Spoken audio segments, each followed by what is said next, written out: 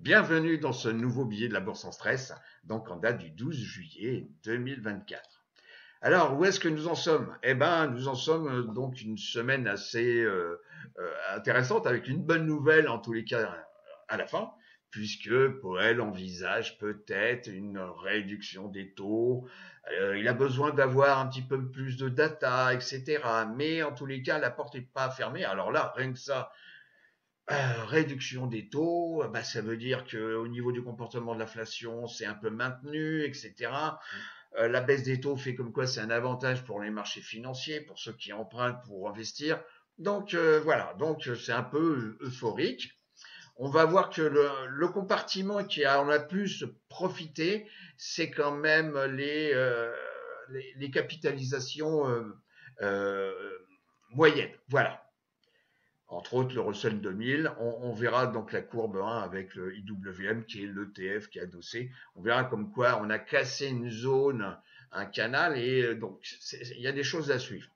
Alors le VIX, bon, bah, pour les vendeurs de primes, bah, bon, bah, on est encore plus bas qu'il y a 15 jours, donc 12,45, donc aucune peur, tout va bien. Voilà.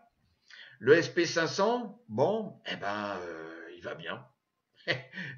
Il vous remercie, 56,15, enfin 5615, excusez-moi, et on est au-dessus de la 10 jours, la moyenne mobile 10 jours, qui est mon fil conducteur. Bon.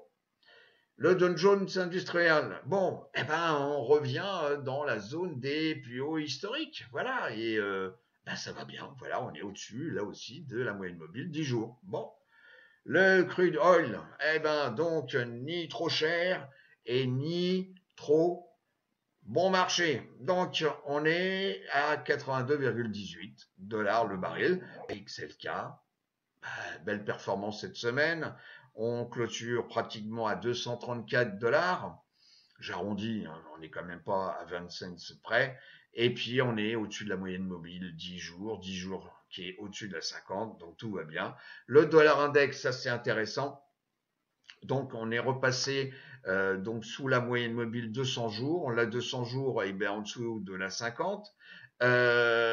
Donc là, ça veut dire que par rapport au contexte mondial, bon, la peur que le dollar soit plus la monnaie de référence, bon, ça fait longtemps qu'on en entend parler, mais je me souviens déjà en 2010, 2009, excusez-moi, 2009, déjà beaucoup de gens parlaient de ça, etc. Pour l'instant, le dollar est encore énormément utilisé.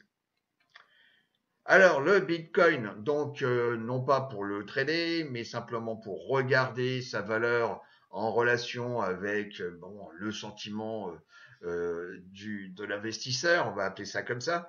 Donc, on a baissé, on était à 63 000 dollars, donc le BTC, le Bitcoin. Donc là, on a baissé et on se retrouve sous la moyenne mobile 200. Bon, alors à suivre, hein, comme on dit.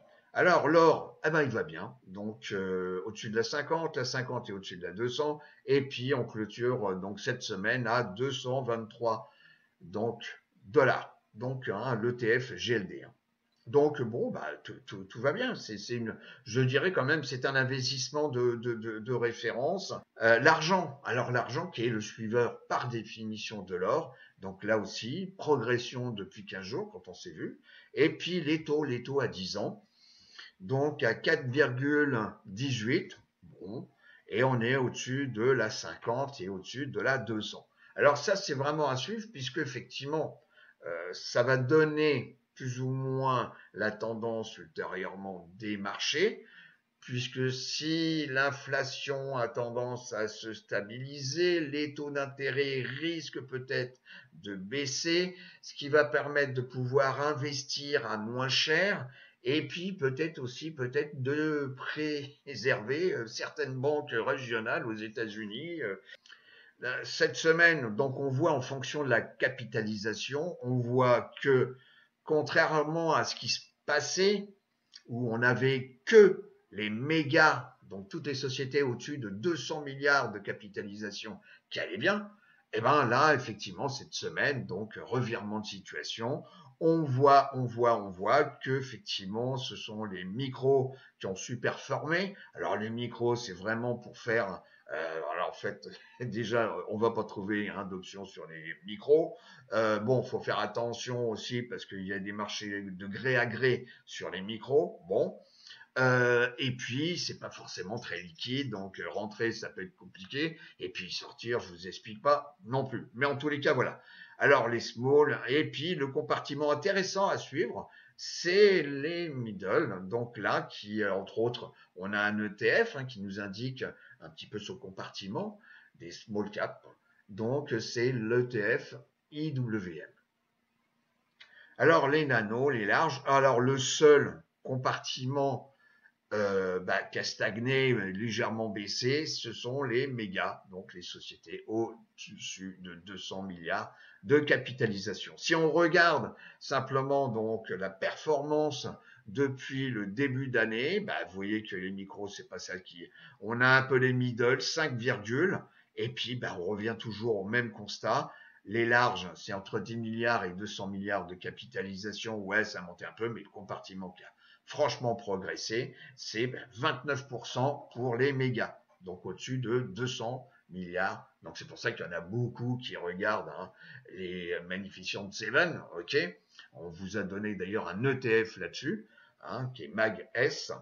Donc voilà, donc c'est la réalité de notre marché, en tous les cas aujourd'hui, où seuls les grosses capis ont avancé, et ce qui a tiré un petit peu le reste. Ensuite, au niveau donc des secteurs. Alors les secteurs qui ont performé cette semaine, donc c'est le real estate. Alors il faut faire attention parce que le real estate, c'est adossé donc à tout ce qui est immobilier privé ou professionnel. Bon, est-ce que vraiment l'économie américaine va bien? C'est-à-dire que grosso modo, est-ce qu'il n'y a pas des défaillances d'entreprise? Est-ce qu'il n'y a pas autant d'embauches qu'on pourrait l'espérer? Ce qui veut dire qu'il y a des bureaux qui vont devenir peut-être vides, etc., etc. Donc voilà. Donc pour l'instant, c'est le secteur qui a super formé cette semaine. Et donc, vous voyez, depuis le début d'année, bon, vous voyez comme quoi le truc, on revient pratiquement au 1er janvier, quoi. Voilà, c'est ça que ça veut dire. Alors bon, même s'il y a eu une belle progression. Les utilities, bon, alors c'est le truc, les utilities, vous voyez, c'est pas le truc qui bouge, voilà. Et parfois, c'est intéressant d'aller dans les utilities, c'est quand ça baisse, quand le marché baisse, parce que généralement, on constate que les utilities baissent moins et moins vite que, par exemple, un indice comme le SP500. Alors la santé, etc. Donc là, vous voyez, le seul, on va dire, secteur qui a baissé cette semaine, c'est les services de communication. Le VIX, j'en ai parlé. Bon, regardez, le VIX, voilà, qu'est-ce que vous voulez que je vous dise? Il est très bas, tout va bien. Voilà, donc là, les plus hauts sont moins hauts. Bon, et puis là, on vient de tester une zone donc de support. Bon, on a clôturé à 12,45. Alors, j'ai ressorti ça, j'en avais parlé, il me semble, mais bon, il y a un bon bout de temps. Donc ça, c'est un indice. Donc, sur on va dire, la récession. Donc, vous pouvez le trouver, ça s'appelle SAHM Real Time, donc en un mois. On voit effectivement le pic de 2020, donc là où effectivement on est rentré franchement en récession, parce que de manière, de toute façon, comme on a foutu les gens enfermés chez eux, donc on a fermé les boîtes, machin truc, bon voilà, il y avait que le transport ou pour livrer les produits commandés chez Amazon qui fonctionnaient. Je rigole, mais c'est un résumé. Et on voit que pour l'instant, on est revenu à des niveaux bas de récession, donc on est reparti sur le cycle économique, la roue sectorielle, voilà, etc. Bon. Et puis là, bon, à jeter un coup d'œil quand même, à jeter un coup d'œil, dans le sens où si, alors bien entendu, c'est pas parce que ça s'est passé que ça va se repasser. Bon, parfois si quand même. C'est comme l'aiguille d'une montre, elle repasse toujours au même endroit. Bon, ça dépend si c'est l'aiguille des minutes, des heures ou des secondes. C'est pas au même moment, voilà, mais ça passe.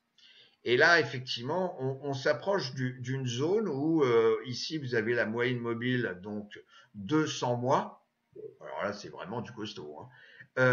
Mais vous voyez, comme quoi, là, on était en 2007-2008, voilà, 2007-2008, et puis le gros de la crise qu'il y a eu sur les marchés, c'est quand même, faut pas oublier, c'est 2008. Alors 2007, il y avait quand même, donc alarme, ok, mais 2008 et puis 2009 avec le point bas qu'on retrouve. Là, c'est le taux de récession le plus important et c'était en mars donc 2009. On l'a vu ici, on est revenu ici sur des niveaux bas et là on s'approche. Alors c'est peut-être pas demain matin à 8 heures, oui, hein, mais en tous les cas, il va nécessiter un petit peu de temps. Mais bon, on se rapproche de la moyenne mobile 200 jours. Bon. Alors, je reviens sur mon petit tableau de 2009 jusqu'à 2023 sur, on va dire, les performances de chaque mois en termes de statistiques. Donc, on en avait parlé au mois de juin. Donc, mois de juin, voilà. Là, on a juillet. Et là, donc, excusez-moi, là, au mois de juin, on avait vu comme quoi on avait 67%. Et puis, au mois de juin, on a fini plus haut qu'on avait commencé le mois. Donc, voilà. Pour le mois de juillet, on a 87% des fois où on finit à la fin du mois plus haut qu'on avait commencé en début de mois. Bon. Pour août, c'est moite-moite, vous voyez, hein, moite-moite, hein, j'appelle ça moite-moite, voilà, 47%. Bon, on verra bien, on verra bien. Alors, au niveau des 4 indices. Alors, bon, bien sûr, le Nasdaq 100 est toujours, bon, le premier, hein, il n'y a pas photo, avec une progression de 21%, ouais, c'est ça, depuis 6 mois, parce que je suis ici sur 6 mois. Le deuxième, c'est, forcément, le SP500, et on a donc, grosso modo, 16%, ouais, un petit peu plus, 18%. Bon. Et puis, alors, il y en a un, c'est quand même le Russell 2000. Alors là, il nous fait un boom. Donc on va le voir. Là, on vient de quitter une zone, on va dire, hein, c'est un range horizontal qui est là depuis 2022. On va le voir graphiquement, ok, et on l'a cassé. Bon, si on regarde ça en weekly, bon, ça nous donne la bougie du vendredi 12. Bon, elle n'est pas terrible. On va voir ça juste après. Voilà. Donc, et puis, ici, donc le Dow Jones, bon, avec une progression plus pépère, hein, donc on n'a que 7% de progression depuis le début d'année. Alors, là aussi, vous voyez comme quoi on est généreux. On fait une comparaison, hein, on est généreux, hein, en tous les cas, la bourse en stress. Hein. Dans le sens où c'est un indicateur, une comparaison qu'il faut suivre. Je m'appelle pas Irma, bien entendu, hein, j'ai pas la boule de cristal ni le turban, mais il faut utiliser parce que parfois il y a des aberrations qu'on peut observer où on voit que les marchés montent, voilà, on vous dit comme quoi l'économie va bien, et puis on voit comme quoi, on va voir des chiffres juste après. Effectivement, est-ce qu'il y a toujours autant de monde chez McDo aux États-Unis pour aller manger des hamburgers? Est-ce que le transport de marchandises va toujours aussi bien? Voilà. Donc là, c'est un CPES, PEZ, et donc c'est le momentum sur on va dire la consommation cyclique. Voilà, le momentum sur la consommation cyclique aux États-Unis. Et donc on voit qu'il y a parfois des phases. Donc là, en jaune, c'est le SP500. Donc là, j'ai mis le SP500, SPX, et non pas l'ETF. Et donc, il se passe des fois où effectivement, vous avez le momentum. Donc, en termes de consommation cyclique, voilà, tout va bien. Il y a des périodes de stagnation, mais le SP500 continue de monter. Et puis, paf, à un moment donné, paf, voilà, le momentum commence à baisser parce que il y a moins de consommation cyclique. Et puis après, on peut casser la moyenne mobile ici 50 semaines. Et puis on voit qu'est-ce qui se passe au niveau de l'indice de référence. Et on commence à baisser. Si on revient ici, donc on voit comme quoi ce momentum donc de la consommation cyclique est reparti vers le nord. Le SP500, voilà, est reparti. Bon. Et puis à un moment donné, voilà, on repasse ici vers le sud en ayant cassé ici la moyenne mobile 10 semaines, ici mon petit fil conducteur en bleu, et puis, pof, voilà, on voit que le SP500, il baisse aussi. Alors là, il se passe un truc, c'est que on est toujours en weekly, hein, bien sûr. Là, on a une stagnation de ce momentum. Et le SP500 continue toujours de monter. Alors, je dis la même chose que tout à l'heure. C'est pas parce que ça s'est passé dans le temps passé que ça risque de se reproduire, mais bon, parfois, si. Donc là, c'est la même chose où effectivement, on a eu des périodes de stagnation. Le SP500 continuait de monter et puis là, ça continuait de monter et puis bon. Alors, c'est pour ça que je vous dis, il faut faire un petit peu attention. Je pense que la mariée est peut-être un peu trop belle pour ne pas tenir compte des excès et faire attention un petit peu à ce qui se passe actuellement. Parce que s'il y a un retournement, ça risque de se retourner quand même très très très vite. Alors, là aussi, j'en parlais, McDonald's. Bon, effectivement, là, on est en bougie weekly, toujours.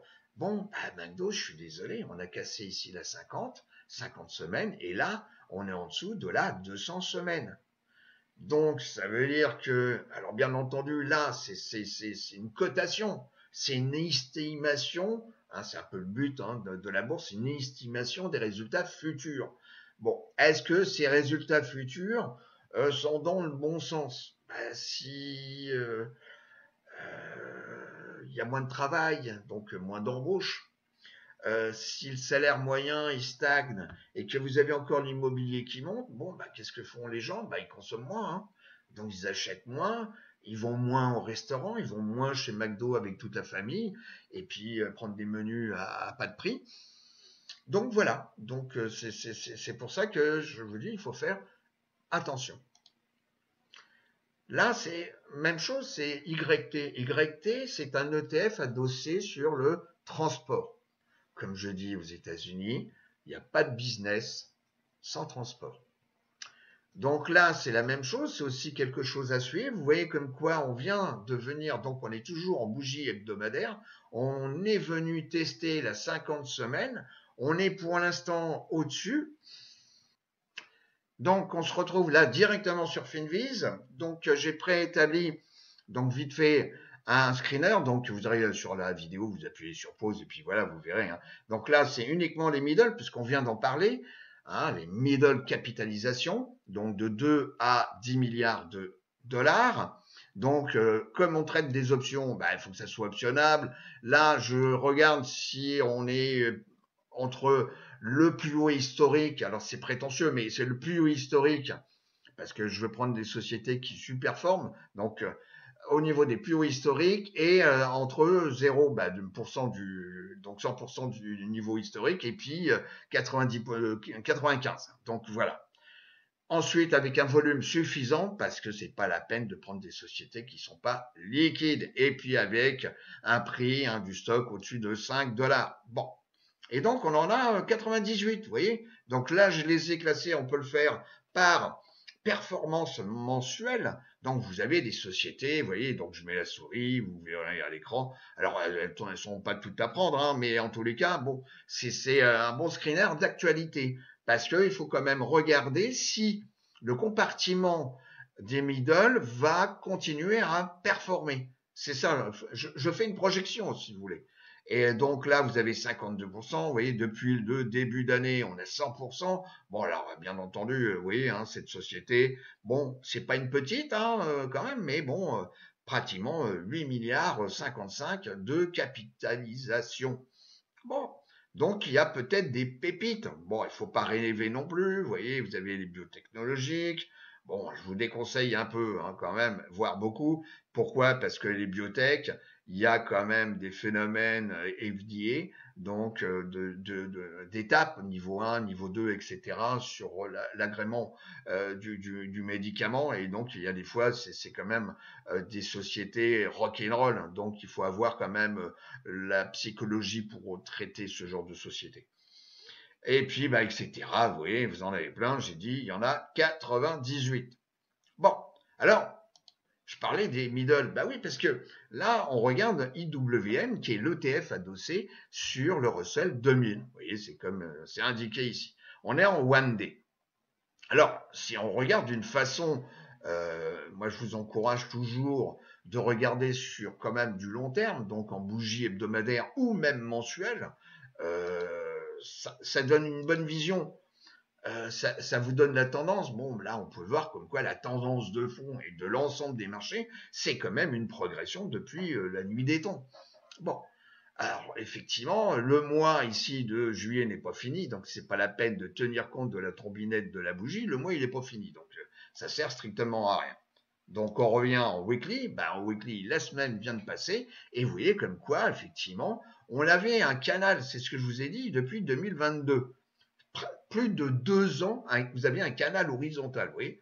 Donc là, il faut être patient. C'est-à-dire que celui qui a voulu trader IWM, alors à un moment donné, c'était le monde des espoirs parce que le truc, il montait, puis oh merde, putain, ça descend. Et puis en réalité, au bout, vous voyez, jusqu'à, on va dire, janvier, décembre 2023, excusez-moi, bon, le truc, il n'a pas beaucoup bougé, on était, vous voyez, on zigzaguait, voilà, on zigzaguait. Bon. Et là, on a un niveau relativement important de résistance qui est j'arrondis à 208 $. Vous savez, ce sont toujours des zones, pas la peine d'aller nous chercher la précision. C'est toujours des zones. Et là, effectivement, en hebdomadaire, bon, mais si on regarde, c'est pour ça qu'il y a des fois, faut ralentir les choses, c'est-à-dire faut pas se précipiter. Regardez, autant jeudi, on avait une super bougie avec un gap haussier relativement important. Et puis vendredi, regardez la trombinnette de la bougie. Bon, c'est un marteau à verser quand même. Donc bon, le body il est quand même tout petit. Donc je vous dis pas que on risque pas de revenir tester ou rechercher la moyenne mobile 50D, rentrer de nouveau. Donc alors retour sur les industries alors généralement je vous fais la blague, c'est celles qui ont le plus performé, excusez-moi. Mais là, je m'y suis pris un petit peu différemment, puisqu'on a eu, je pense, une petite rotation sur le hebdomadaire, donc en termes de secteur. Et donc, voilà, je vous propose de regarder les industries, donc les sous-secteurs, qui ont le plus baissé cette semaine. Bon, voyez que ce sont des choses qu'on a déjà évoquées, l'aluminium, marine shipping, tiens donc, c'est bizarre, Internet content et information, papier et tous les produits adossés donc au papier, infrastructure, ça aussi c'est un secteur une industrie qu'il faut regarder. Et donc vous voyez comme quoi cette semaine ça a été un peu misère pour c'est l'ensemble de ces sociétés dans cette industrie. Alors que si on regarde depuis le début d'année, on a l'aluminium qui fait pratiquement 15%, 25% depuis le début d'année. Donc il y a peut-être des choses à voir. Bon, qu'est-ce qu'on fait? Vous vous souvenez? On avait évoqué avec donc Michael Marine Shipping. Marine Shipping, voilà, Marine Shipping. Et puis optionnable avec un volume suffisant, au-dessus de 5 $, donc le stock, etc., etc. Et donc, vous voyez comme quoi cette semaine, effectivement, il y a des sociétés comme SB, vous voyez, je mets là, voilà, Marine Shipping, c'est une société, même pas 600 millions. Donc là, je présume qu'au niveau des options, parce que ça, c'est une société cotée sur le marché américain, ok, SB. Même si elle existe à Monaco et cotée peut-être à Paris, mais en tous les cas, c'est tout ça, ça concerne la cotation sur le marché américain. Alors les options, je peux vous dire que au niveau des pas de strike, ça doit être monumental. Et puis c'est pas traité, donc ça, je vous déconseille franchement. Si vous voulez faire du stock, pourquoi pas. Donc voilà, pourquoi pas. Donc ça aussi, c'est une société monégasque, donc Costamare. Donc voilà, connu, hein, pratiquement 2 milliards de capitalisation, et on vous avait évoqué, voilà, j'en avais parlé dans mon précédent billet, donc la société EMA TX. Voilà, ouais, bon, donc on voit ce qui se passe, mais ce coup-ci, j'ai porté attention sur SBLK, donc vous voyez, elle a baissé, mais pas tant que ça. Sur un mois, elle a un peu baissé. Sur 3 mois, une petite progression. Sur 6 mois, la progression est plus importante.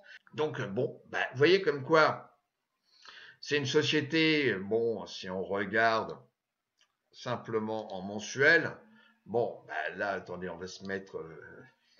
il s'est passé des trucs, à mon avis, il a dû y avoir donc des changements de quotité et ou de prix. Et si on se met en logarithmique, voilà, bon, on voit comme quoi ici, depuis 2016, la tendance est quand même haussière, même s'il y a des périodes de misère. Donc ça, c'est une certitude.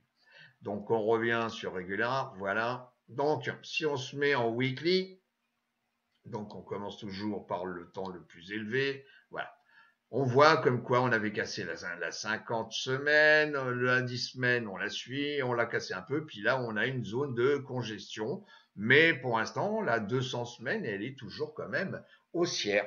Bon.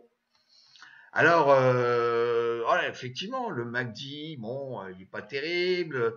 Ici, le RSI a une tendance baissière, mais c'est simplement, voilà, on peut avoir un œil dessus, parce que pour l'instant, vous voyez, on est venu tester des zones ici de support, ex-résistance. Bon, alors je vous dis pas comme quoi ça va monter ou en fléché, mais peut-être une société, donc à suivre.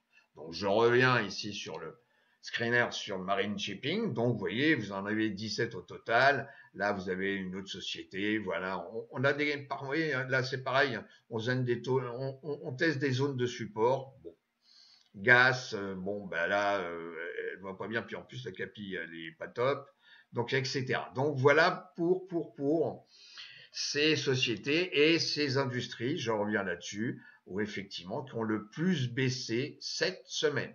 Je vous conseille donc sur le YouTube La Bourse en stress de regarder la performance du portefeuille dans le premier semestre, puisque ça y est, il est fini depuis le 1er juillet.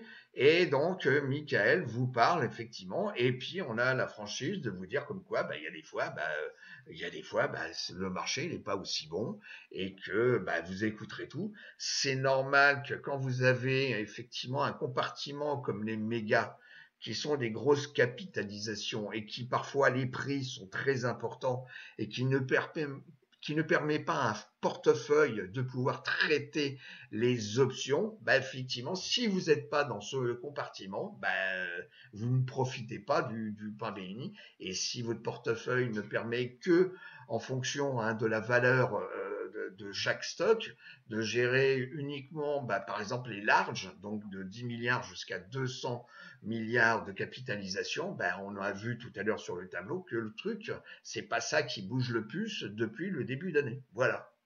Voilà. Donc, en tous les cas, je vais vous souhaiter une très très bonne semaine de trading et je vous dis à très bientôt. Au revoir les amis. Ciao, ciao.